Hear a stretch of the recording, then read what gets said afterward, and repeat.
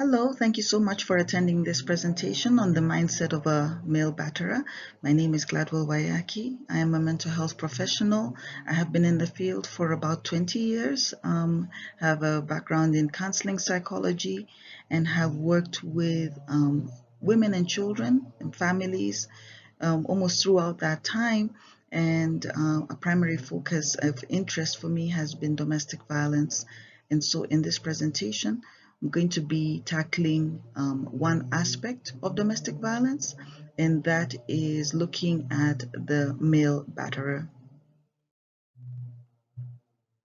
So this presentation was originally created for mental health professionals, and it was kind of set up as an inquiry for us to be able to share ideas on what we know about the male batterer. We're looking for the causes, and we're looking for the sustaining factors that enable a batterer to continue battery in an intimate partner relationship, that is a relationship between a male and a female.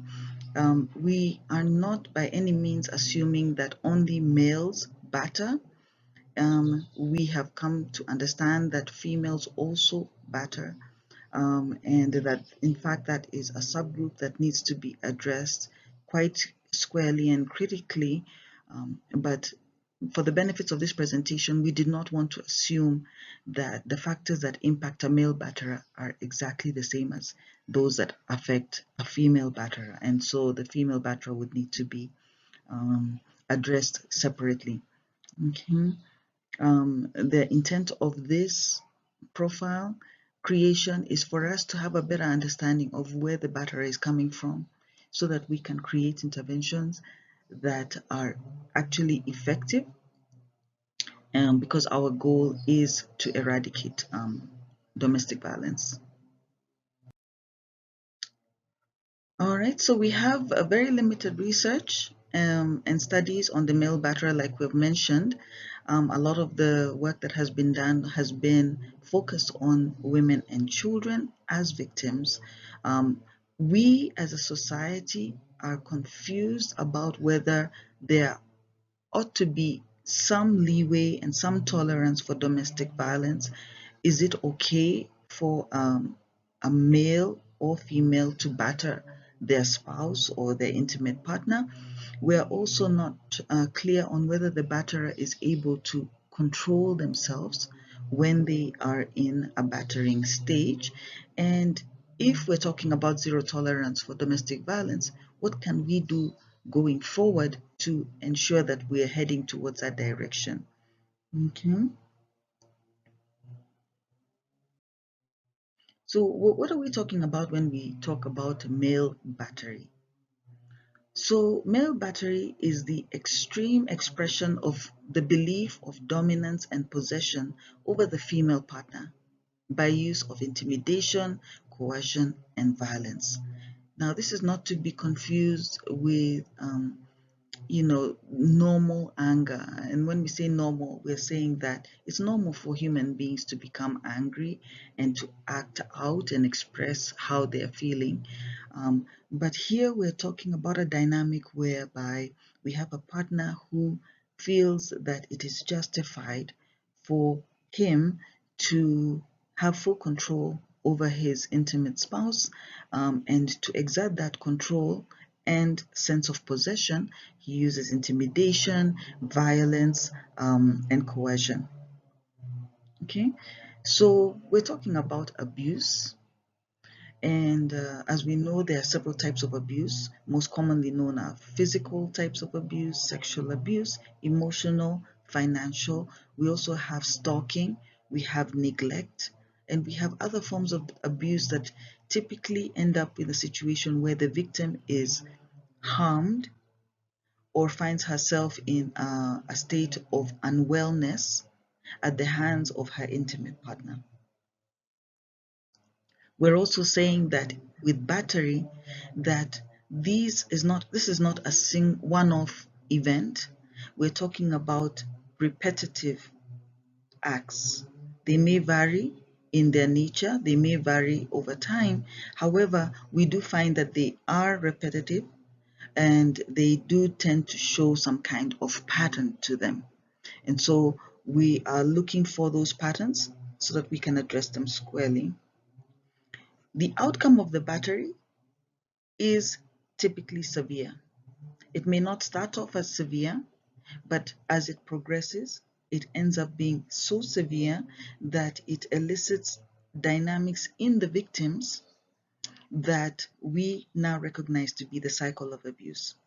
For example, when maybe this lady first met him, it was just verbal abuse, and then it progressed to slaps, and then to kicks and punches, and then threats with weapons.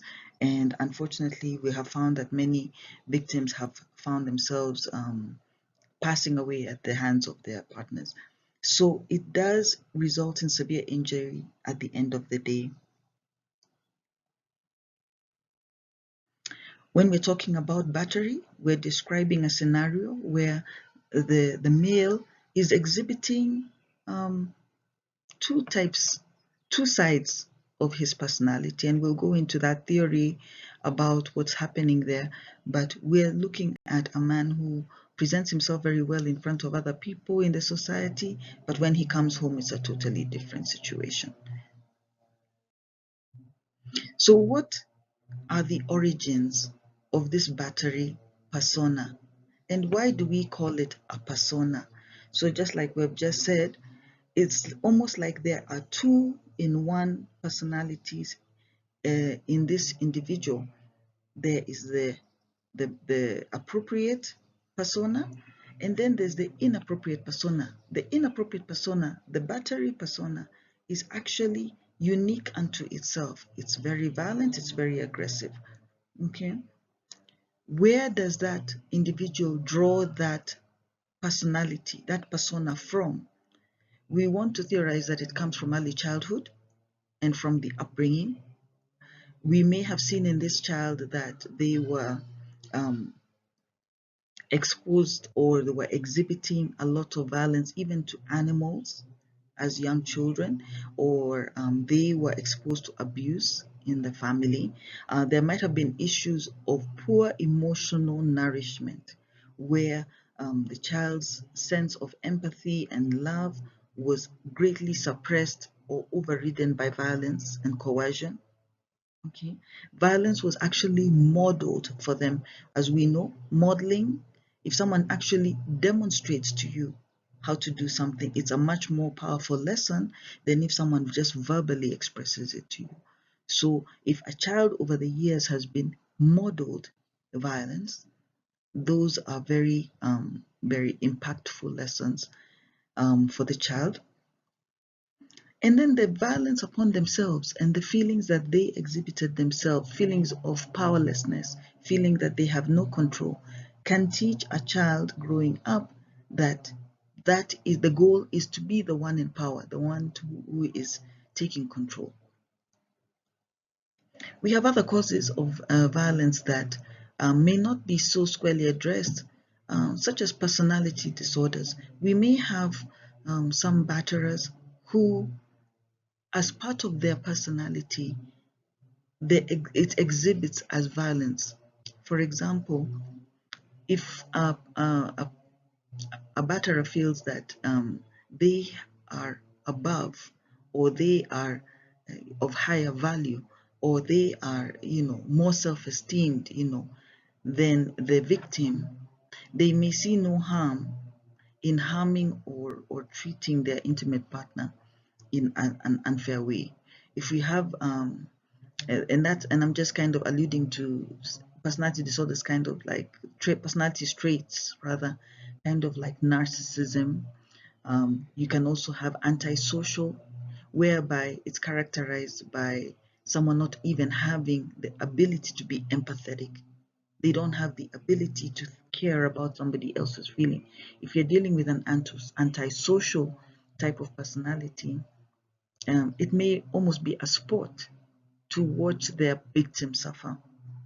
We have borderline personality traits where it's very black and white in this person's perspective of life. Either you're doing what I say, or you are my enemy. You are out to sabotage me, and it's up to me to stop you. So these are things that would need to be addressed on a professionally therapeutic level. Some of them might even need some kind of psychiatric intervention, but definitely therapeutic intervention, counseling. Um, we have some people who have experienced severe trauma, and from the time that that trauma occurred, their personalities shifted. Okay, it may have been anything. It could have been that they witnessed war. It could have been that they were injured themselves in some kind of traumatic event. It could even be a brain injury, a physical injury that warps the personality. Okay, it may be that they simply do not know any better. It was never modeled for them to do better. And then we have the effects of substances. Substances can exasperate. They can make worse what already was festering or was brewing in a batterer's mind. So what are the characteristics of a male batterer? This is a long list and I won't go over it one by one. You're free to have a screenshot of this. But what we're talking about is a male batterer at some point is no longer cohesive in their personality type, meaning we're saying that the person is no longer how they are on the outside the same as the way they are on the inside of their home. There is some kind of split.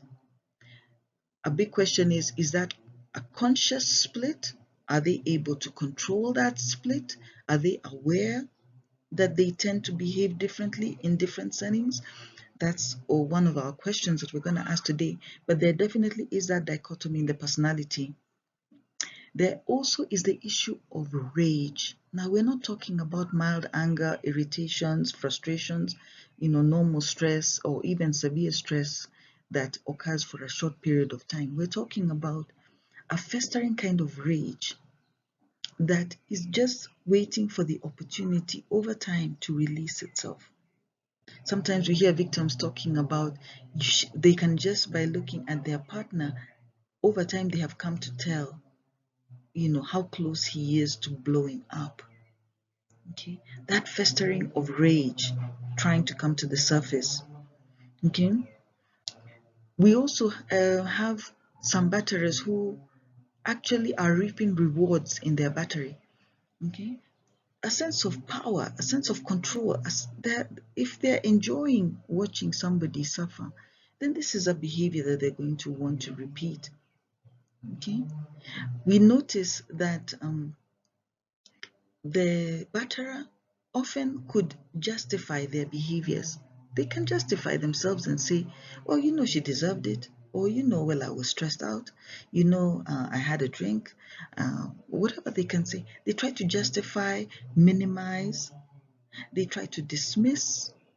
And some of them are in pure denial about there having even ever been an incident of battery. Okay. There is a need to be as insatiable lust for power and control. It's never satisfactory for the batterer to assume a position of co-partnering in equal measure with their intimate partner. They feel the need to dominate. They feel the need to take the lead.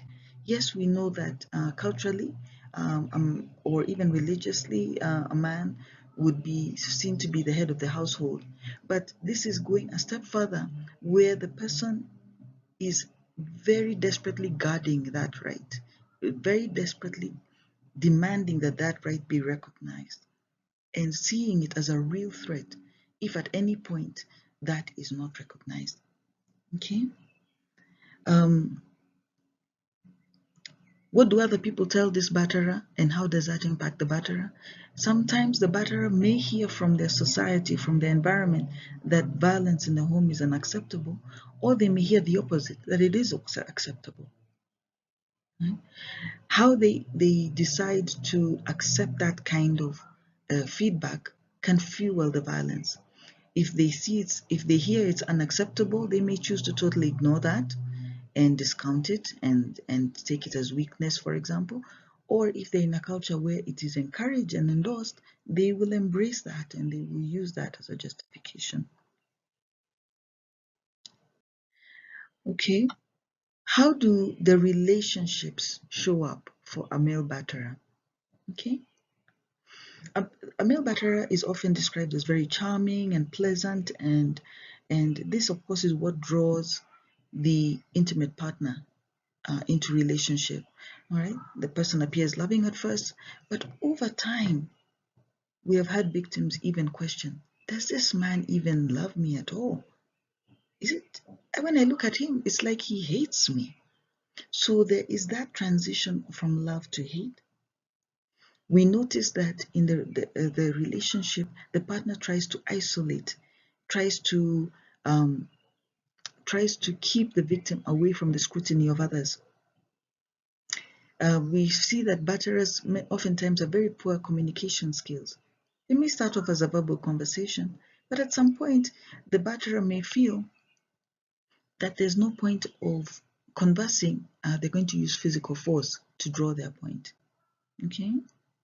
Um, the batterer and their victim the batterer may feel that separation from the victim is something that is very difficult to tolerate.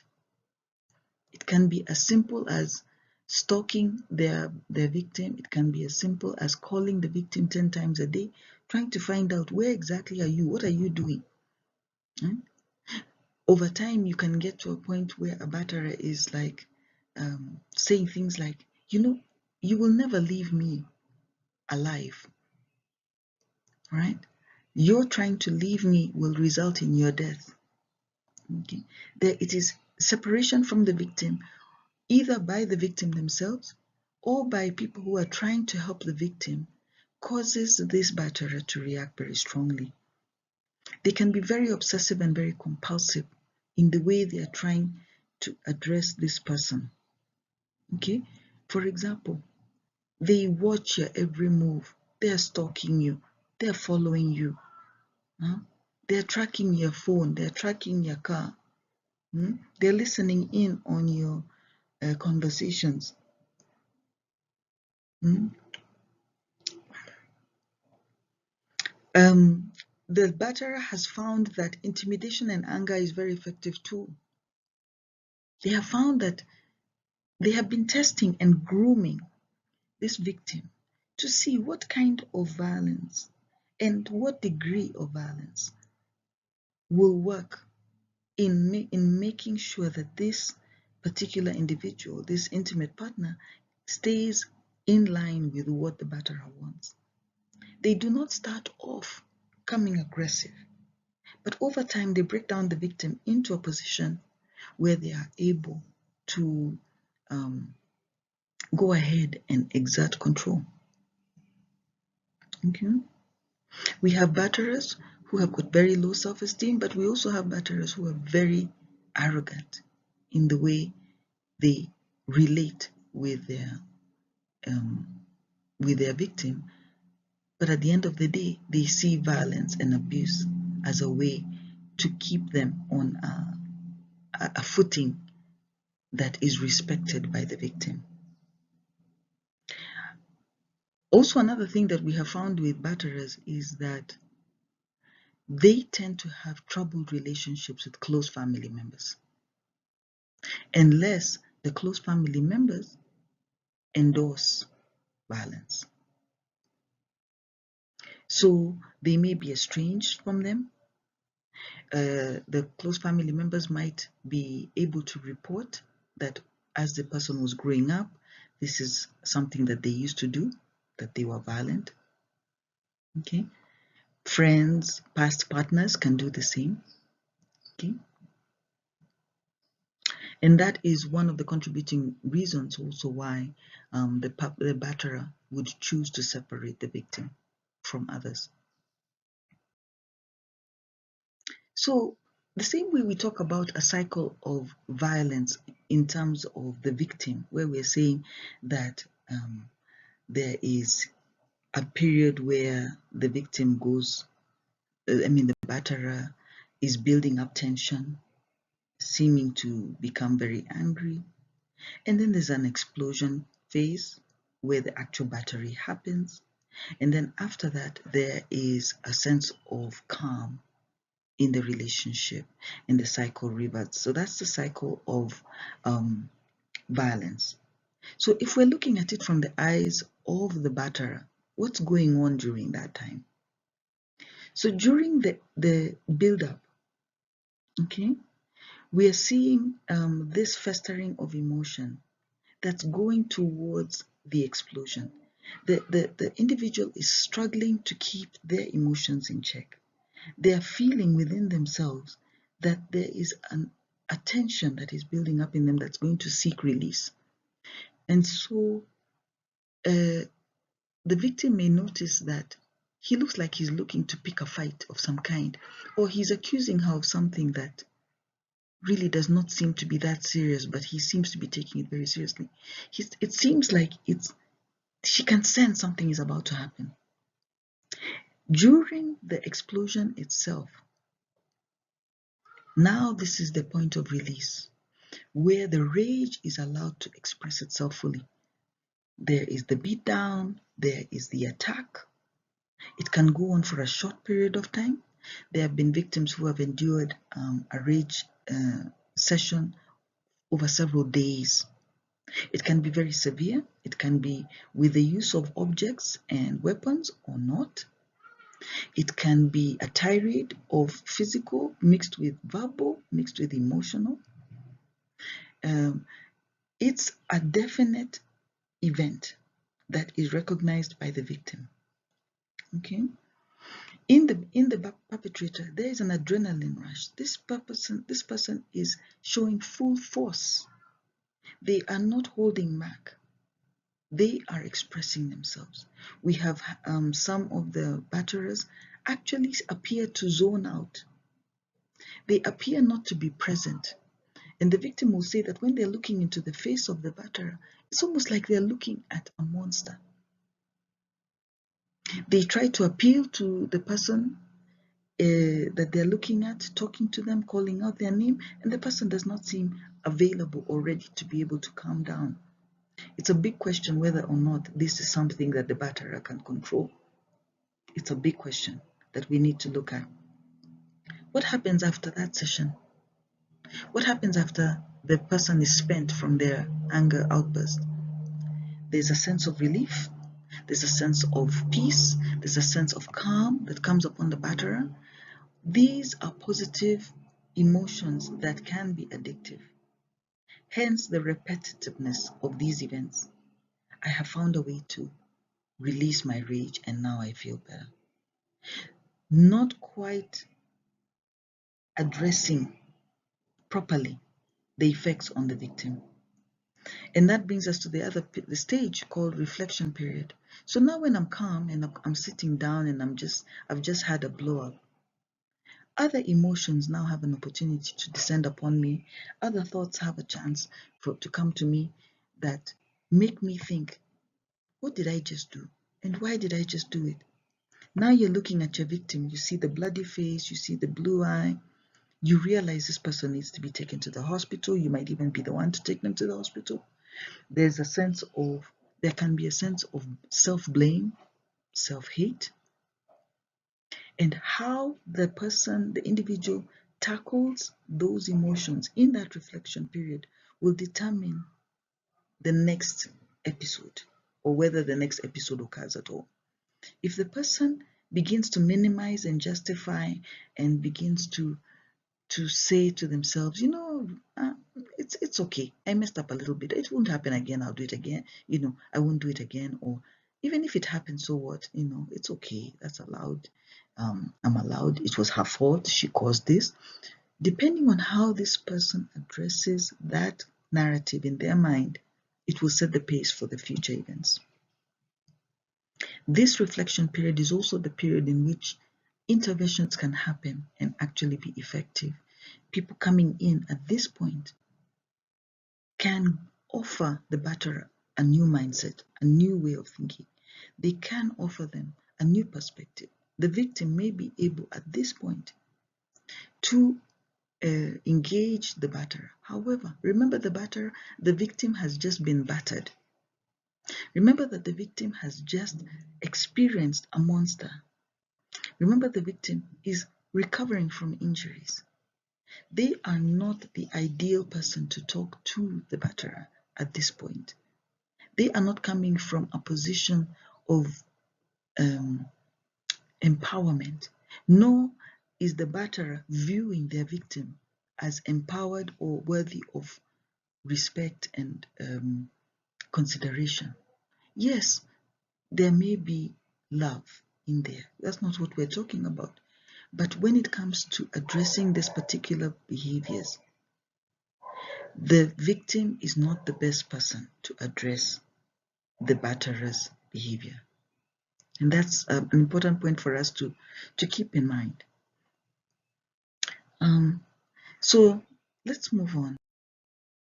We've talked about some of the key points, and these key points really are speaking to our interventions. We want to know, is this rage controllable or is it not controllable? We want to understand from talking to the batterer and from talking to the victim, what is the nature of the cycle? At what point is the person able to pull themselves back? Another question we're trying to ask is there a very clear dissociation? What is dissociation? Dissociation is a mental process of disconnecting from one from thoughts, feelings, and memories, or even a sense of identity. So when this person is in a rage, are you even talking to the original person that you know? Or are you talking to a whole other person? Are you talking to the person that you know, or is it somebody completely different? This is a dissociation. This new persona, the battery persona, is not empathetic, is not kind, is not reasonable. This is all physical expression of rage, emotional expression of rage. Okay? Have you seen the person go from monster to meek? Monster to meek. Have you witnessed this expression? Another key question that I would want to add here is, has the batterer made a decision to batter? Have they made a decision to batter? That is a key question, because in the intervention, we would then be seeking to have the batterer make a different decision. We are trying to help this batterer see a different perspective so that they can change their minds about battery. Is that possible or not possible? That's something that needs to be investigated. The spiral of battery. We've talked about the cycle of battery. But the reason we call it a spiral of battery is because it's going to keep happening. It will happen again and again and again. It's a repetitive act. And it starts off small, but over time, these acts are becoming more and more severe and more dangerous, up until the point of death. Okay? This presentation was actually dedicated to the recent passing of the Nigerian gospel singer Osinachi, who died at the hands of her husband. She had been enduring violence, which came to light, that she had been enduring violence, physical violence, at the hands of her husband for years, as well as economic and verbal abuse, until it came to a head one day where he hit her in the chest, it's alleged, and she went into coma for 5 days and it passed. This is a progression of violence that went over for several years. Okay? And that's what we're calling a spiral of battery. So it was at this point that we ended our conversation, and I want to encourage and welcome you, wherever you're listening to this presentation, to go ahead and just jot down your comments and questions. Feel free, of course, to put them down in the chat, and I will be always looking out for that. But even among yourselves, just to ask yourself these questions. Which of these characteristics, of course, there's no human being who has all the characteristics in them, but which ones of these characteristics are showing up in the male batterer? Which ones of them? How severe? That will help guide the interventions going forward. Once we know what we're looking at, then we will be better able to address it squarely. And yes, the goal is zero tolerance for domestic violence. Zero tolerance for domestic violence. Because as much as we say a man has a right to express and lead in his home, a woman has the right to feel safe and not be harmed in her home. And so it's important for us to strive for zero tolerance of domestic violence. Thank you so much.